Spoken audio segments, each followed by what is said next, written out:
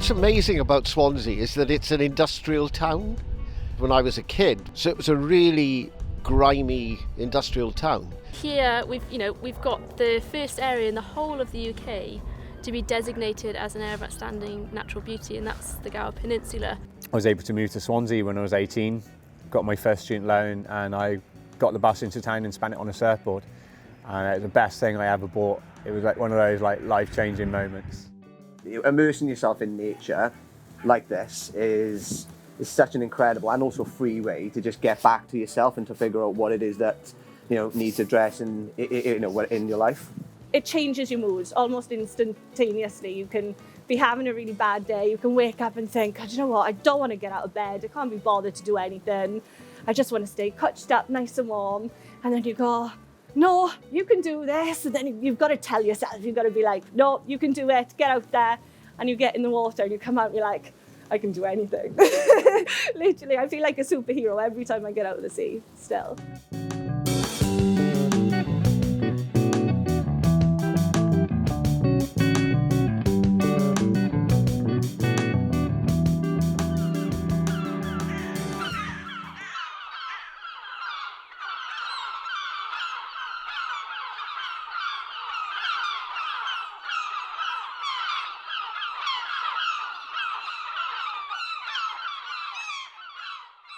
If we go in way back, we have to understand, first of all, the beach wasn't here. During the Ice Age, you had a series of warming and cooling periods.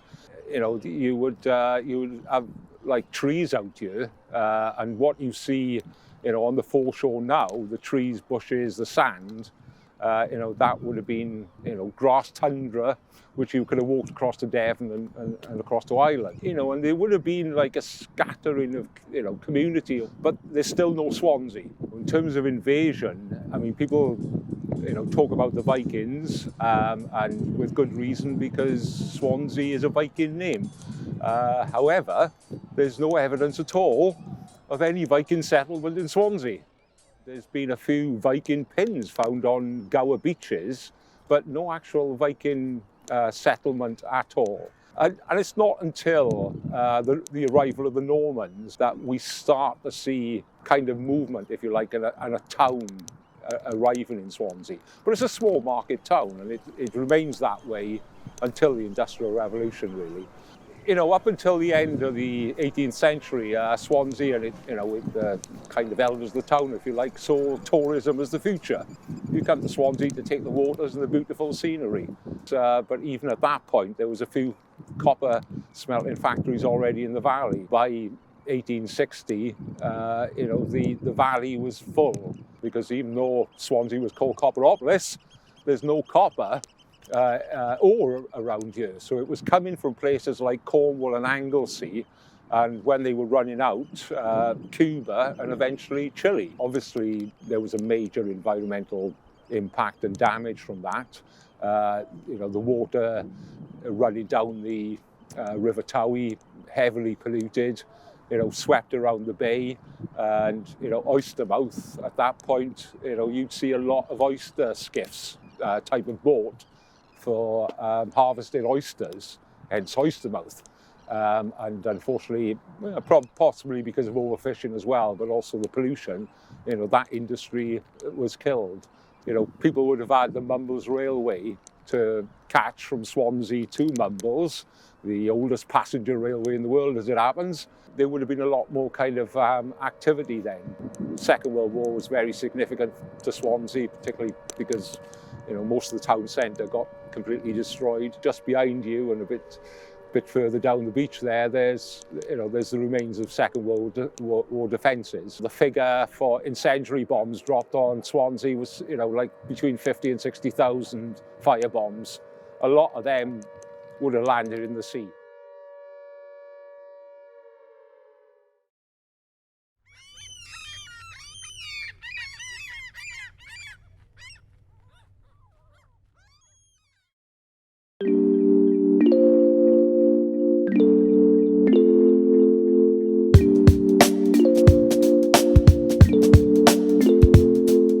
Getting in the sea in February is challenging, especially on a day like today. It's a bit windier, it's quite cold. So I think some people are looking for the mental benefits that you get from it, or the cognitive benefits. So for example, like related to anxiety, so anxiety, depression, it can lower your stress levels over the course of time. So I find that, you know, when you're putting yourself through a really stressful situation consciously, and you do that regularly enough, it starts to change how you perceive, or how you go about every single day afterwards. So you're a little bit less stressed when somebody cuts you up at a junction. You're a little bit less stressed when something doesn't go your way, because you're constantly putting yourself in that conscious, stressful situation. Immersing yourself in nature like this is such an incredible and also free way to just get back to yourself and to figure out what it is that needs addressing in your life. So I started sea dipping in August of this year. I went through a little bit of a bad time, sad time. I got finished with quite suddenly by my fiance by text message.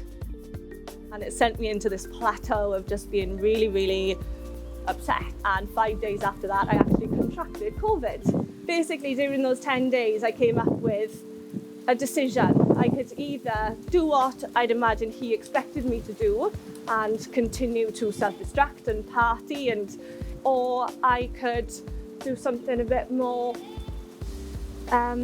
self-developing. So I decided to take up running and get in the sea. And it was a bit of a leap. It changes your moods almost instantaneously. You can be having a really bad day, you can wake up and think, oh, do you know what, I don't want to get out of bed, I can't be bothered to do anything, I just want to stay couched up nice and warm. And then you go, no, you can do this. And then you've got to tell yourself, you've got to be like, no, you can do it, get out there. And you get in the water and you come out and you're like, I can do anything. Literally, I feel like a superhero every time I get out of the sea. And I've had people who've come down who've literally said that it has saved their life, not just necessarily getting in the sea, but the community aspect as well, being around positive people, being around people who are, share common interests to them, and also people they probably wouldn't have met otherwise, if it wasn't for channeling it through the, getting in the sea. However you interact with the sea and with the beach environment, with nature, however you ride a wave, it just feels amazing.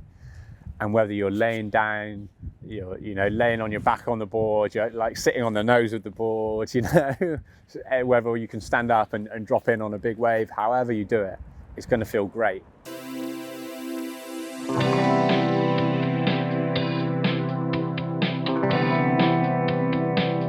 So Surfability is an adapted surfing school. So we're a surfing school for anyone with any additional needs. That could be due to an illness, a disability, an injury, learning difficulty, anyone who would need a bit of extra help to be able to participate in surfing. We're really lucky at Caswell as well because the beach is accessible. It's taken, we're 8 years old this year, and it's taken a lot of building up to this point. We set out with the intention of being as inclusive as possible, but it's not something you can do overnight. When I founded the company, I got some loans, got some funding, and I bought a surf school. And at this point I was living in a small flat in Mumbles with two of my mates.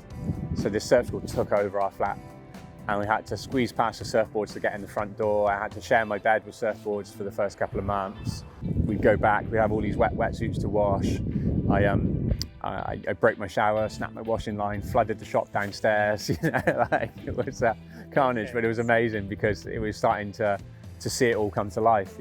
I won the Pride of Britain award, and so I got invited to this big ceremony in London. Went down, and there was all these like celebrity types there, and then Nick Knowles was chatting to them from DIY SOS. By this point, we'd been a children in need funding project for a number of years, and DIY SOS do a big build for children in need each year. And we were just chatting to him, and we just talked about our situation, and we were joking about our flooded cave that we worked from. Went away from there, and a couple of months after, I had a call from the producer of DIY SOS and said, hey, Nick was really impressed with what you do. Would you like to kind of go through the process and apply to be on the programme? So it's like, yeah, let's do this. It's going to be good. This is the first adapted surf centre in the world. This was built for us by our community. Everything here was given to us, and this was built for us. And then to do it all in 9 days, it was just crazy, absolutely crazy. Yeah, it makes you feel good, you know, it's just the stoke, yeah?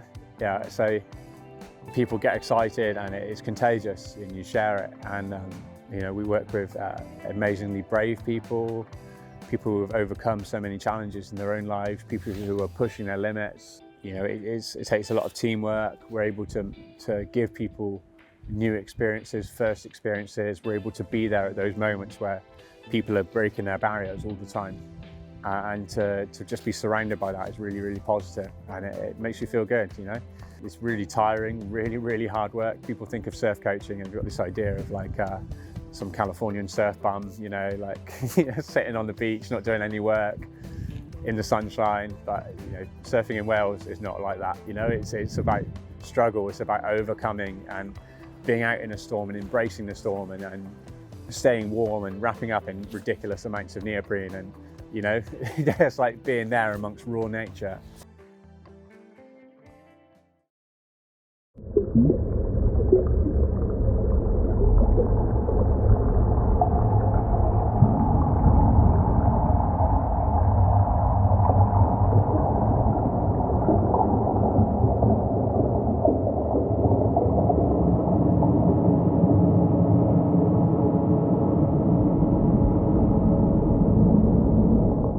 When I started surfing, it's very locals only. Guys get all the waves. It's like you gotta back off. But I started surfing in like the little corner over in Langland, and when I went on to what they call the reef, which is very dangerous actually, it's like carnage. But that was where it was like, okay, you've really got to push yourself to get waves off the guys.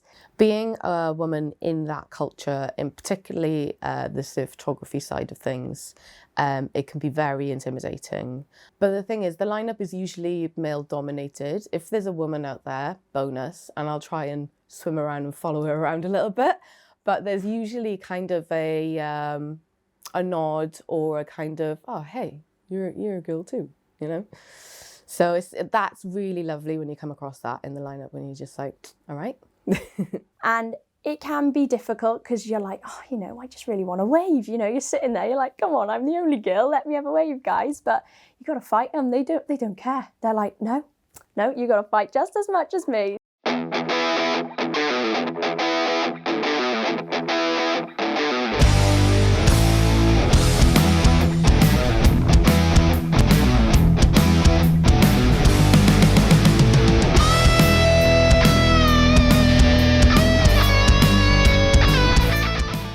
I think I love just being out there and nailing a maneuver that I've been trying for so long.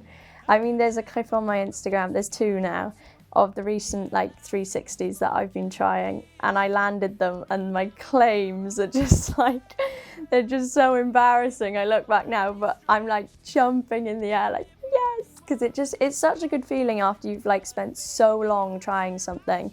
Yeah, it was only when I was 14 I actually got on a surfboard, so yeah, it was pretty amazing. Well, since then I went from literally learning to pop up to competing all in 1 year. My dad bought me a film camera when I was about 15, and it basically took off from there.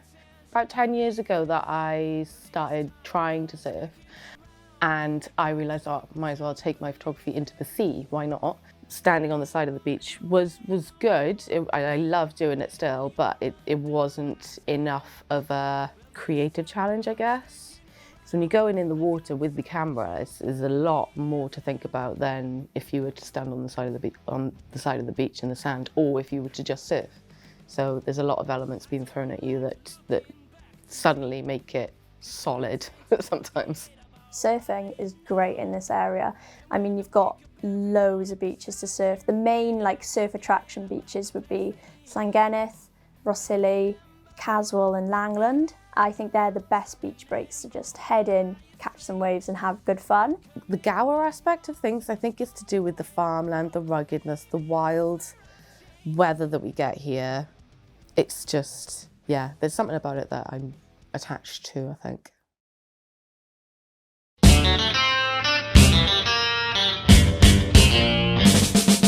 The sea motivates me to go outside and just get some fresh air, because I find it very healing. I love the sound, I love the smell. The activities I enjoy is kind of rock pooling. As a zoologist, I kind of like going out and seeing what creatures I can find and kind of looking at the biodiversity. I've lived on Gower my whole life. I find the beach and the coast in particular, it's a very relaxing place to be. It seems like all your troubles wash away with the waves as such.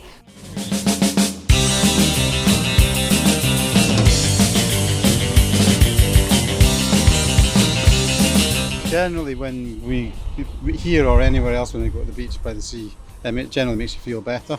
There's something a bit kind of peaceful about it. There's just nothing like the sea. The reason I come down here is there's nothing like the sea. The smell of it, the movement of it, yeah, the light. I love sea swimming too, so that's, I'm not swimming today, but still a good reason to come down. This is my grandson, and we thought it's good to get out, yeah. I do sunbathe, we like swimming, and with the grandchildren, they call it my back garden. So they say, Nan, we love your back garden. So we bought a rubber dinghy and they go in the dinghy, but it gives them lots of pleasure to be outside.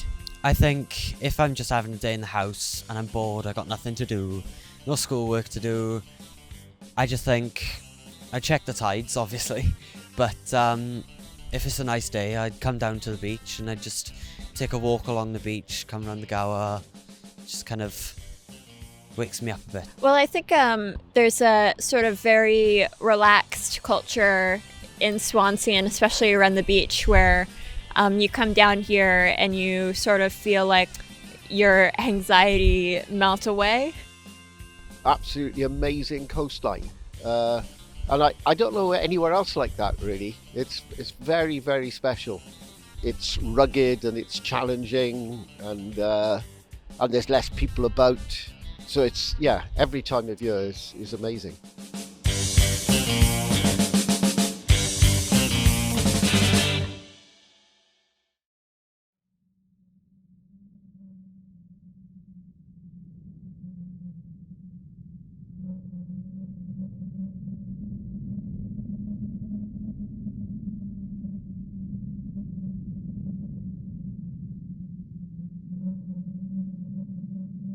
So the sort of feelings we get when we get emergency call, we get quite a lot of training, to be honest, to deal with that sort of scenario. So we teach the guards, and we've also had a lot of training in what we call instant mytopia, tunnel vision, red mist. So when you get that call, you've had enough training to take a step back, have a breathe, and actually think about your actions and what you're going to do. You know, those people you rescue in the water kind of feel like it's the end for them, but you get them on a board or you swim them back in, and it's such a natural thing for you to do because you've had so much training. But for them, it's such a massive part of their life and such a massive milestone.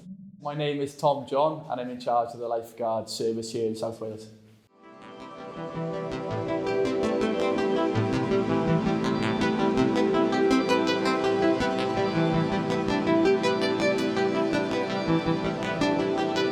I think we're so fortunate here just to have it literally on our doorstep. And that it doesn't cost anything as well, apart from parking. You've got to pay for parking. But apart from parking, it doesn't cost anything to use the water. And we've got such a fantastic coastline as well. You can go anywhere in the world, and don't get me wrong, the weather's good, but the coastline we got here, it just looks fantastic. But if you just wanted to come down here, you're feeling low or whatever, and you come down to the beach, and it's just always there. It's not going to go away. So day to day for me is usually just overseeing and running of the service. So I have 6 beaches in my patch, my area, and I recruit a team of about 45 lifeguards. If we have any incidents, I respond to those incidents and assist the guards. We have a lot of feedback of people as well. We have cards and messages and money donations sometimes because they've literally thought that was the end of their life a few times. I remember actually doing a rescue at 3 Cliffs, went out to 2 people who were in difficulty, and they were getting married, I think, a couple of weeks later. And they were literally drowning. They were going. If we didn't get to them, myself and another lifeguard, Aaron, they would have gone.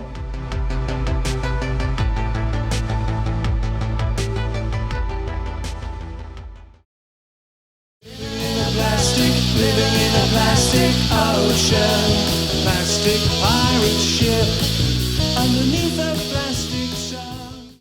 I knew it. I was just a little bit early. There are so many.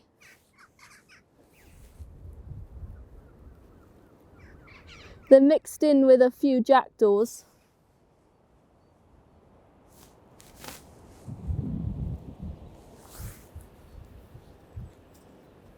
Oh, look at that. So you can recognise them by that really fingered wingspan.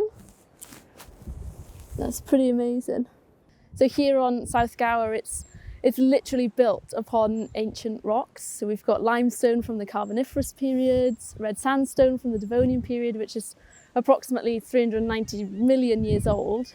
So it's a pretty amazing landscape, pretty magical. And it's the same story for Swansea Bay, because we've got the second biggest tidal range in the world here, the Bristol Channel. So we've got really important intertidal and rocky shore habitats.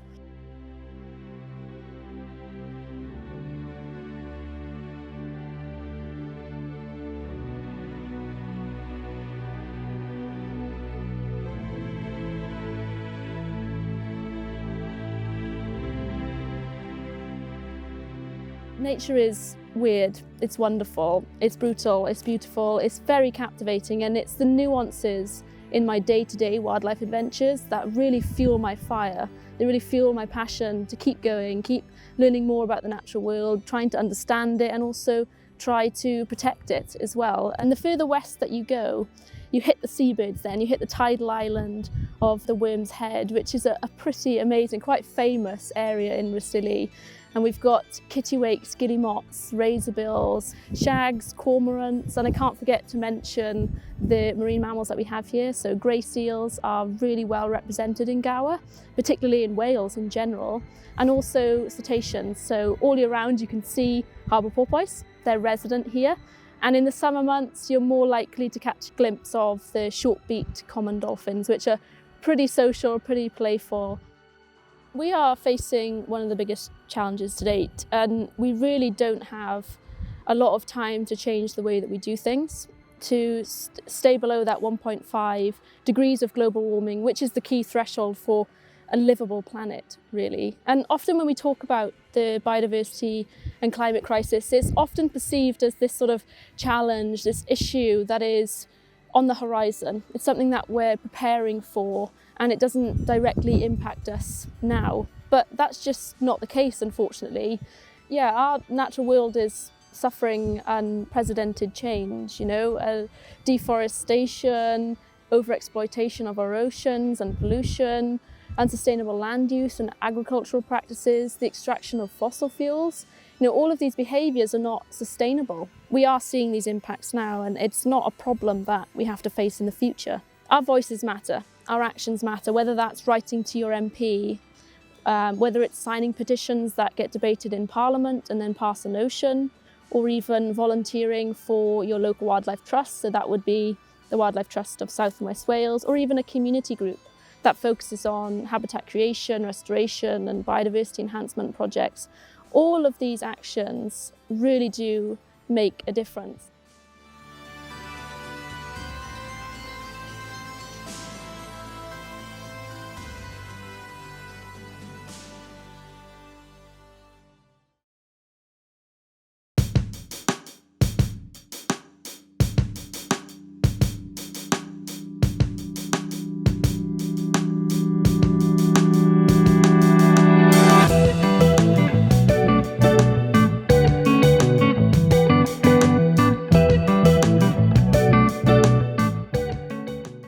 Humbling to know that there's something larger than ourselves out there, and I think when you go in the sea, you're at the mercy of the sea, and it's quite humbling, being able to go in there, play around in the waves or whatever, and then to actually come out.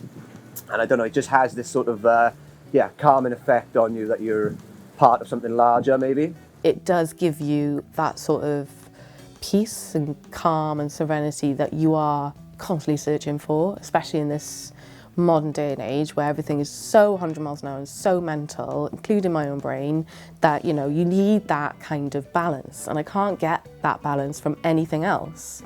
So it just makes sense really that I just keep going in. You feel that sense of the world being much bigger than you and the ocean being much bigger and stronger than you are. But it starts off scary and then just gets humbling, and you just kind of feel your place in the world and your insignificance, as it were, like. It became my happy place, just being out on my own in a big storm and just getting thrown around by the sea and just trying to find that order amongst the chaos, and just being able to sit out back, paddle through all the madness, sit out back where it becomes a bit calmer and just breathe there and just be present in that moment, and then just go and try and find a wave, you know, find something that's going to run through that madness. Like a lot of people say, oh, you're all nuts. And I think that's what we've got in common, and we are all crazy. I think you have to be to get in the cold water, you know. But yeah, a lot of them are just my best friends now, and we call each other up and we meet up for coffee and we go out for, you know, social gatherings and stuff like that. I believe it's really important for all of us to become stewards of our local environment and continue to be engaged and to use our voice and to use our individual actions to drive change, because nature gives us so much and it's our responsibility to give back.